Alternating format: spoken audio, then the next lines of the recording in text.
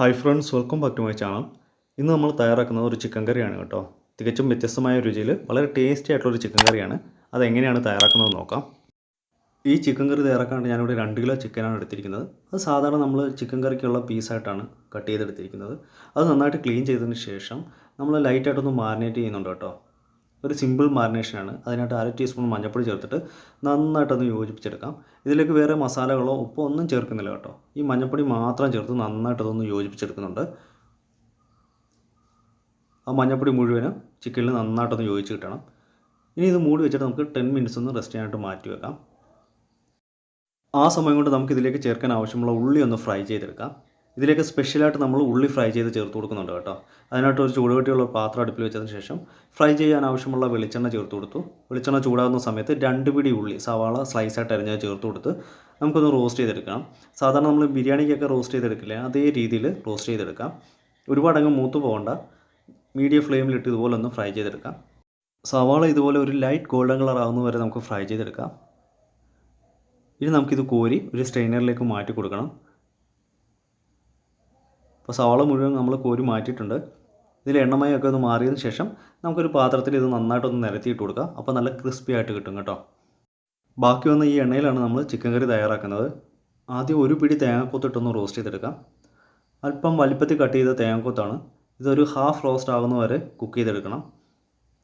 അപ്പോൾ തേങ്ങ ഒരു പകുതി റോസ്റ്റായി വരുന്ന സമയത്ത് ഇതിലേക്ക് 1 ടേബിൾ സ്പൂൺ ഇഞ്ചി ചതച്ചത് ചേർത്ത് കൊടുക്കാം. അടുത്തതായിട്ട് ചേർത്ത് കൊടുക്കുന്നത് 1 ടേബിൾ സ്പൂൺ വെളുത്തുള്ളി ചതച്ചതാണ്. ഇനി ഇഞ്ചിയുടെയും വെളുത്തുള്ളിയുടെയും ആ പച്ച ടേസ്റ്റ് മാറുന്നവരെ നന്നായിട്ടൊന്ന് വഴറ്റിയെടുക്കാം. ഈ സമയത്തുണ്ടല്ലോ ലോ ഫ്ലെയിമിനും മീഡിയം ഫ്ലെയിമിനും ഇടയിലിട്ടാണ് കേട്ടോ കുക്ക് ചെയ്യുന്നത്. അപ്പോൾ ഇഞ്ചി വെളുത്തുള്ളിയൊക്കെ ഒരുപാട് അങ്ങ് മൂത്ത് പോകാനും പാടില്ല.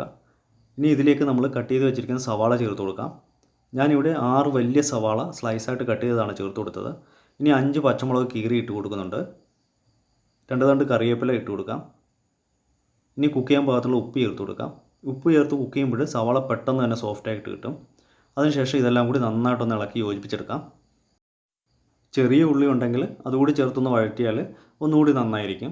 അപ്പോൾ ഇഞ്ചിയും വെളുത്തുള്ളിയും സവാള എല്ലാം കൂടി നന്നായിട്ട് വളരെ കുറച്ച് സമയം ഒന്ന് വഴറ്റിയെടുത്തിട്ടുണ്ട്. ഇനി പെട്ടെന്ന് കുക്കായി കിട്ടാനായിട്ട് കുറച്ച് സമയം മൂടി വെച്ചിട്ട് നമുക്ക് കുക്ക് ചെയ്യാം. ഇടയ്ക്കൊന്ന് തുറന്ന് ഇളക്കി കൊടുക്കണം കേട്ടോ, അല്ലെങ്കിൽ അടി പിടിക്കാനുള്ള സാധ്യതയുണ്ട്, കരിയാനുള്ള സാധ്യതയുണ്ട് അടിവശം. അങ്ങനെ സവാള നല്ല സോഫ്റ്റായിട്ട് വന്നിട്ടുണ്ട്. ഈ ഒരു പരുവത്തിൽ മതിയാകും കേട്ടോ. ഇനി നമുക്കിതിലേക്ക് പൊടികളൊക്കെ ചേർത്ത് കൊടുക്കാം. ആദ്യം ചേർത്ത് കൊടുക്കുന്നത് 1/2 ടീസ്പൂൺ മഞ്ഞൾപ്പൊടിയാണ്. അടുത്തതായിട്ട് മല്ലിപ്പൊടി ചേർത്ത് കൊടുക്കാം. ഞാനിവിടെ 2.5 ടേബിൾ സ്പൂൺ മല്ലിപ്പൊടി ചേർത്ത് കൊടുക്കുന്നുണ്ട്. ഇനി ചേർത്ത് കൊടുക്കുന്നത് മുളക് പൊടിയാണ്. 3 ടേബിൾ സ്പൂൺ മുളക് പൊടി. ഇത് കാശ്മീരി ചില്ലിയും എരിവുള്ള മുളക് പൊടിയും മിക്സഡാണ് കേട്ടോ, അപ്പോൾ അധികം എരിവ് കാണില്ല. ഇതിലേക്ക് 1/2 ടേബിൾ സ്പൂൺ കുരുമുളക് പൊടിച്ചത് ചേർത്ത് കൊടുക്കാം. ഞാനിവിടെ ചതച്ചെടുത്തതാണ് കേട്ടോ. ഇനി 1 ടേബിൾ സ്പൂൺ ചിക്കൻ മസാലയാണ് ചേർത്ത് കൊടുക്കുന്നത്. 1/2 ടേബിൾ സ്പൂൺ ഗരം മസാല കൂടി ചേർത്ത് കൊടുക്കാം. ഇനി ഈ പൊടികളുടെയൊക്കെ പച്ച ടേസ്റ്റ് മാറുന്നവരെ നന്നായിട്ടൊന്ന് വഴറ്റിയെടുക്കണം. ഇതിൽ നമ്മൾ മുളക് പൊടിയൊക്കെ ചേർക്കുന്നത് നമ്മുടെ എരിവിനനുസരിച്ച് ചേർത്ത് കൊടുക്കാവുന്നതാണ്. പൊടികളൊക്കെ ചേർത്തിട്ട് ഇതുപോലെ നന്നായിട്ടൊന്ന് വഴറ്റിയെടുത്തിട്ടുണ്ട്. ആ പൊടികളുടെ പച്ച ടേസ്റ്റ് മാറുന്നവരെ നന്നായിട്ട് വഴറ്റിയെടുക്കണം. പൊടികളൊക്കെ ചേർത്തിട്ട് നന്നായിട്ട് വഴറ്റിയതിന് ശേഷം ഇതിലേക്ക് നമുക്ക് കട്ട് ചെയ്ത് വെച്ചിരിക്കുന്ന തക്കാളി ചേർത്ത് കൊടുക്കാം. ഞാനിവിടെ മീഡിയം സൈസ് 2 തക്കാളി വളരെ കനം കുറച്ച് സ്ലൈസായിട്ട് കട്ട് ചെയ്തതാണ്. തക്കാളി കൂടി ചേർത്തിട്ട് നന്നായിട്ട് വഴറ്റിയെടുക്കാം. തക്കാളി നല്ല ഉടഞ്ഞ് നല്ല പേസ്റ്റ് രൂപത്തിലാകുന്നവരെ വഴറ്റിയെടുക്കണം.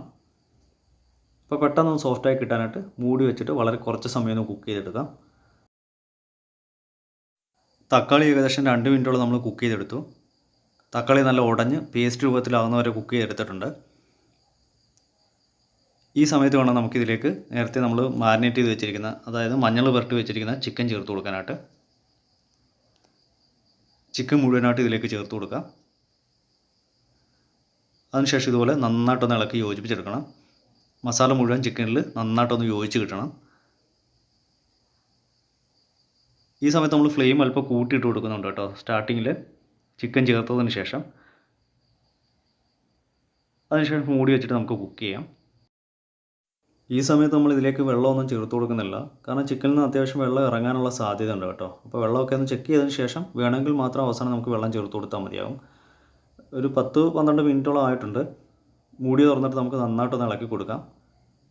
അപ്പോൾ ചിക്കൻ ഒരു 3/4 വേവായിട്ടുണ്ട്. ഇതിപ്പോൾ അത്യാവശ്യം തിക്കായിട്ടുള്ള ഒരു പരുവത്തിലാണ് ഇരിക്കുന്നത്. ഇപ്പോൾ വെള്ളത്തിൻ്റെ അളവ് കുറവായതുകൊണ്ട് ഞാൻ 1 കപ്പ് ചൂടുവെള്ളം ചേർത്ത് കൊടുക്കുന്നുണ്ട്. വെള്ളം ചേർത്ത് കൊടുക്കുമ്പോൾ നമ്മൾ ചൂടുവെള്ളം തന്നെ ചേർത്ത് കൊടുക്കാനായിട്ട് ശ്രദ്ധിക്കണം. അങ്ങനെ വെള്ളം കൂടി ചേർത്തിട്ട് നമുക്ക് നന്നായിട്ടൊന്ന് ഇളക്കി യോജിപ്പിച്ചെടുക്കാം. നമുക്ക് എത്രത്തോളം ഗ്രേവി ആവശ്യമുണ്ടോ അതിനനുസരിച്ച് വെള്ളം ചേർത്ത് കൊടുക്കേണ്ടതാണ്. ഞാനിവിടെ വെള്ളം ചേർത്തിട്ട് നന്നായിട്ട് ഇളക്കി യോജിച്ചെടുത്തിട്ടുണ്ട്. വെള്ളം ചേർക്കുമ്പോൾ ചൂടുവെള്ളം തന്നെ ചേർക്കാനായിട്ട് ശ്രദ്ധിക്കണം. ഈ സമയത്ത് ഉപ്പൊക്കെ ചെക്ക് ചെയ്തതിന് ശേഷം ആവശ്യത്തിന് ഉപ്പ് ചേർത്ത് കൊടുക്കാവുന്നതാണ്.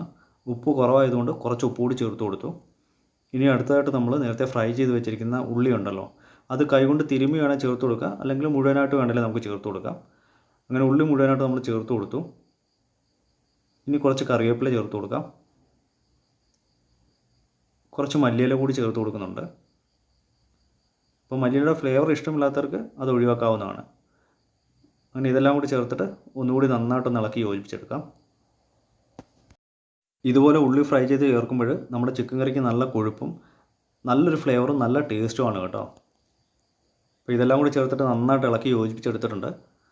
അതിനുശേഷം മൂടി വെച്ചിട്ട് വളരെ കുറച്ച് സമയം കൂടി കുക്ക് ചെയ്തെടുക്കാം. അങ്ങനെ നമ്മുടെ ചിക്കൻ കറി ഇവിടെ റെഡി ആയിട്ടുണ്ട്. നല്ല തിക്ക് ഗ്രേവിയോട് കൂടിയ ചിക്കൻ കറിയാണ് കേട്ടോ.